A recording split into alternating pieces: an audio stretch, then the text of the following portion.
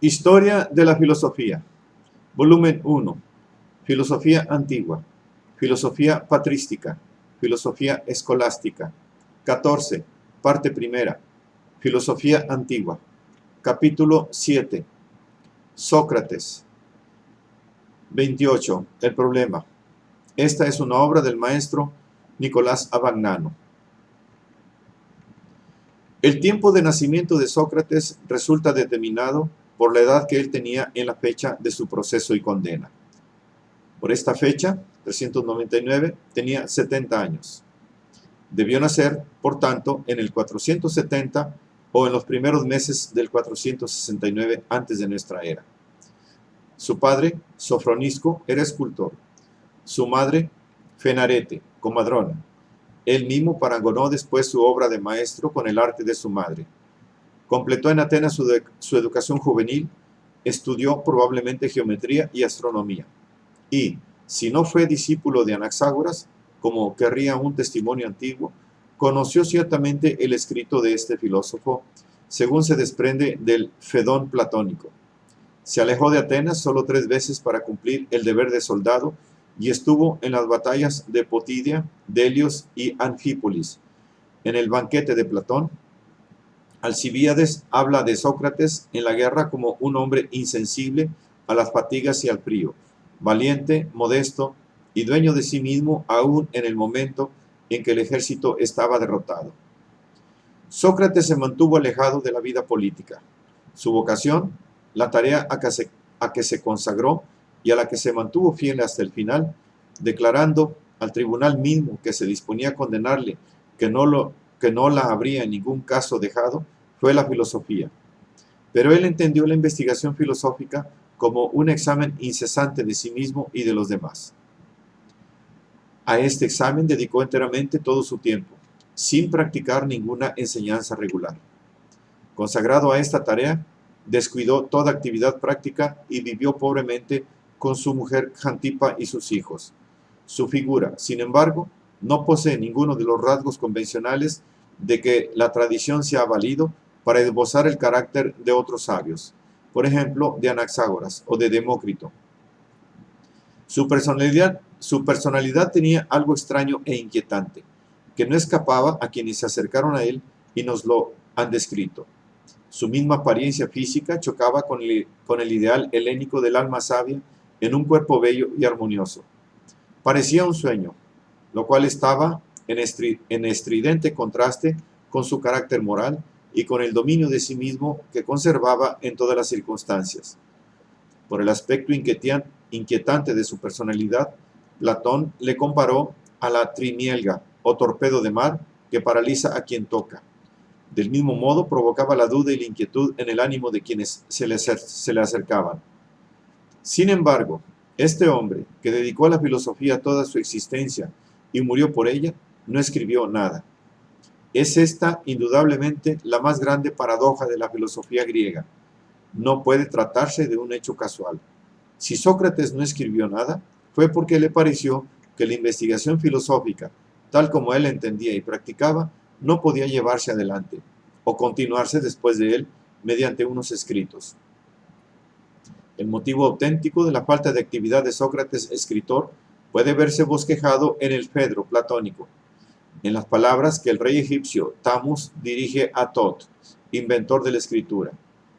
Ofreces a los alumnos la apariencia, no la verdad de la sabiduría, puesto que cuando ellos, gracias a ti, habrán leído tantas cosas sin ninguna enseñanza, se creerán en posesión de muchos conocimientos, a pesar de permanecer fundamentalmente ignorantes, y se harán insoportables a los demás, porque poseerán no la sabiduría, sino la presunción de la sabiduría. Para Sócrates, que entiende el filosofar como el examen incesante de sí mismo y de los demás, ningún escrito puede suscitar y dirigir el filosofar. El escrito puede comunicar una doctrina, no estimular la investigación. Si Sócrates renunció a escribir, ello fue debido, por tanto, a su misma actitud filosófica y forma parte esencial de tal actitud. 29. Las fuentes. Esta renuncia nos pone, pues, frente al difícil problema de caracterizar la personalidad de Sócrates a través de testimonios indirectos. Poseemos tres testimonios principales: el de Jenofonte en los dichos memorables de Sócrates, el de Platón, que le hace hablar como un personaje principal en la mayor parte de sus diálogos, y el de Aristóteles, que le dedica breves y precisas alusiones. La caricatura que Aristófanes nos ha dado de Sócrates en las nubes como filósofo de la naturaleza, que da de los hechos más sencillos las explicaciones más complicadas, y como sofista, que convierte en fuertes los discursos más débiles y hace triunfar a los injustos sobre los justos, ha querido evidentemente representar en el más popular personaje ateniense el tipo del intelectual innovador, concentrando en él características contradictorias que pertenecen a personajes reales diversos, Diógenes de Apolonia y Protágoras.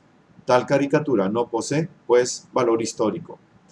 Jenofonte, escasamente dotado de espíritu filosófico, nos ha dado una presentación extremadamente pobre y mezquina de la personalidad de Sócrates.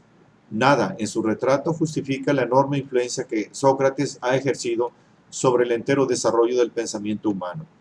Por otra parte, la personalidad de Sócrates vive potentemente en los diálogos de Platón, y aquí surge legítimamente la duda de si Platón piensa y habla él mismo mediante la figura de Sócrates, o si, por consiguiente, en sus diálogos puede hallarse el Sócrates histórico. Los testimonios de Aristóteles, en fin, no nos dicen nada más de cuanto ya se encuentra en Jenofonte y en Platón. Durante un cierto tiempo, el mismo carácter escasamente filosófico de la presentación de Jenofonte y el título de su obra han parecido una garantía de fidelidad histórica frente a la evidencia de la transfiguración a que Platón ha sometido, especialmente en algunos diálogos, la figura del maestro. Pero la brevedad de las relaciones de Jenofonte con Sócrates, la ineficacia evidente de la enseñanza socrática sobre su carácter y sobre su modo de vivir, fue sustancialmente un aventurero, y el largo periodo de tiempo transcurrido entre su discipulado y la composición de su escrito han suscitado la sospecha de que tal escrito sea, más que recolección fiel de recuerdos socráticos, una composición literaria, no exenta de intenciones polémicas, sobre todo contra Antístenes, fundada en buena parte sobre otros escritos, sin excluir los platónicos. Por otra parte, los testimonios de Aristóteles parecen también dependientes, en buena parte, de Platón, y aún tal vez del mismo Jenofonte. De modo que la fuente fundamental para reconstruir el Sócrates histórico es siempre Platón. El testimonio de Aristóteles y la representación de Jenofonte, y esta última en cuanto convalidada por el primero, suministran más bien un criterio para discernir y limitar lo que en la compleja figura que domina la obra de Platón puede efectivamente atribuirse al Sócrates histórico. Así, no puede ciertamente atribuirse a este último la doctrina de las ideas, de la cual no hay indicio en Jenofonte ni en Aristóteles, y debe, por tanto, excluirse la interpretación de algún erudito moderno que ha visto en Platón al historiador de Sócrates y ha atribuido a este último el cuerpo central del sistema platónico, y a Platón únicamente la crítica y la corrección de tal sistema, que se inician con el Parménides. 30. El conócete a ti mismo y la ironía. Sócrates ha llamado a la filosofía del cielo a la tierra. Estas palabras de Cicerón expresan exactamente el carácter de la investigación socrática. Tiene por objeto exclusivamente el hombre y su mundo, esto es, la comunidad en que vive. Jenofonte atestigua claramente la actitud negativa de Sócrates frente a toda investigación naturalística y su propósito de mantenerse en el dominio de la realidad humana. Su investigación es la de promover en el hombre la investigación en torno al hombre. Esta investigación debe tender a poner al hombre, a cada hombre individual, en claro consigo mismo, a llevarle al conocimiento de sus límites y a hacerlo justo, esto es, solidario con los demás. Por esto Sócrates adoptó la divisa deifica, conócete a ti mismo, e hizo del filosofar un examen incesante de sí mismo y de los demás, de sí mismo en relación con los demás, de los demás en relación consigo mismo. La primera condición de este examen es el reconocimiento de la propia ignorancia. Cuando Sócrates supo la respuesta del oráculo que le proclamaba el hombre más sabio de todos, sorprendido se fue a interrogar a los que parecían sabios y se dio cuenta de que la sabiduría de estos era nula. Comprendió entonces el significado del oráculo. Ningún hombre sabe nada verdaderamente, pero es sabido únicamente quien sabe que no sabe, no quien se figura saber e ignora así hasta su misma ignorancia. Y en realidad, solo quien sabe que no sabe procura saber, mientras quien se cree en posesión de un saber ficticio no es capaz de investigar, no se preocupa de sí mismo y permanece irremediablemente alejado de la verdad y de la virtud. Este principio socrático representa la neta antítesis polémica de la sofística.